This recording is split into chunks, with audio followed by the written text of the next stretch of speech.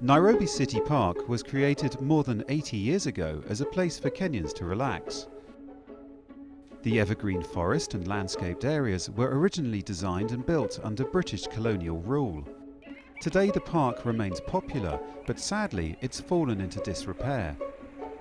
The pressures of urban growth, pollution and other threats have taken their toll. For me, City Park is a school waiting to be utilized. And instead of being utilized, we have tried to vandalize the school. And I think we should not vandalize the school, we should preserve the school to our future generations.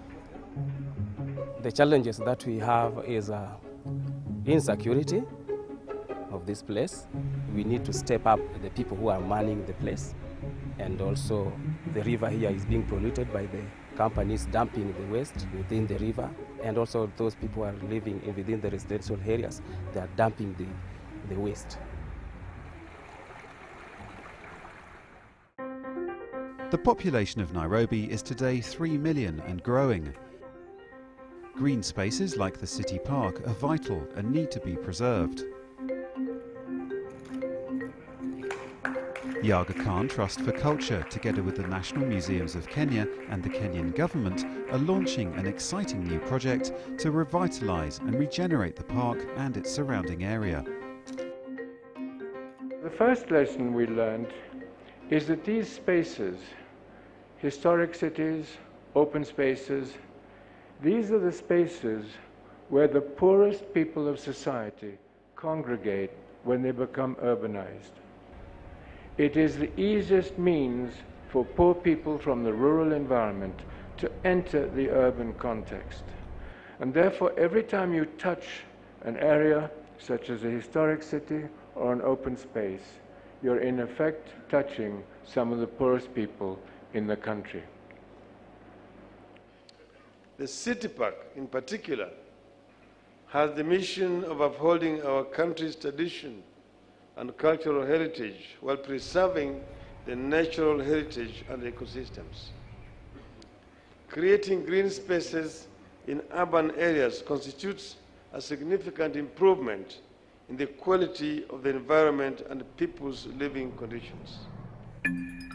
As a heritage site, the 60 hectares of City Park fall under the care of the National Museums of Kenya.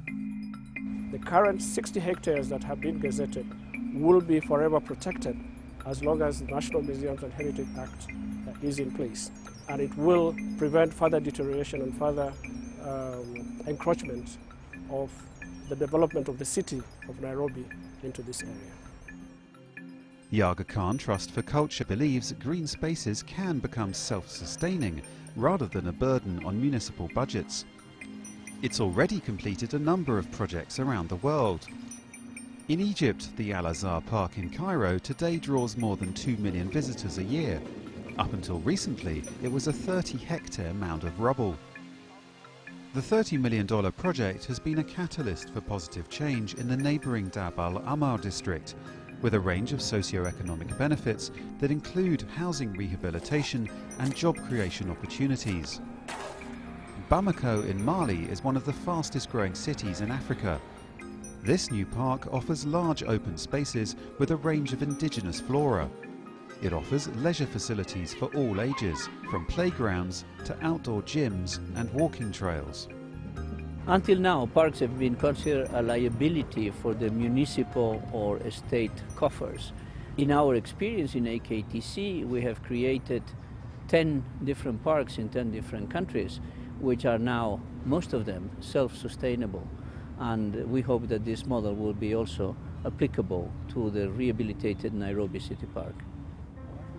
What the Aga Khan Trust for Culture is proposing is a total rehabilitation of the park in a phased manner, which will not only restore what already exists, but will create new services and facilities for the visitor. Food and beverage, an education center, sport facilities, adequate parking, etc., etc. So it will make the park viable for generations to come. Drawing on the experience gained from other parks around the world, the regeneration of Nairobi City Park will provide a bright future for a growing city. I would like to add one final thought. Our experience in these initiatives has been that whereas you can maybe schedule an investment in an electrification plant or in an industry, it is very difficult to predict the outcomes of an initiative such as this.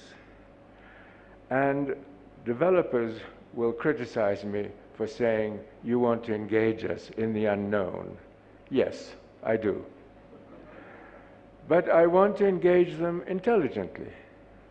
I want them to understand that one of the characteristics of this activity is that you discover more opportunity as you move forwards from year to year. And therefore, stopping a productive initiative simply because it might go on another 6 months or it might require additional financing is extremely short-sighted. What is important is to complete it well, and to make sure that the benefits are measurable for the communities that you wish to serve.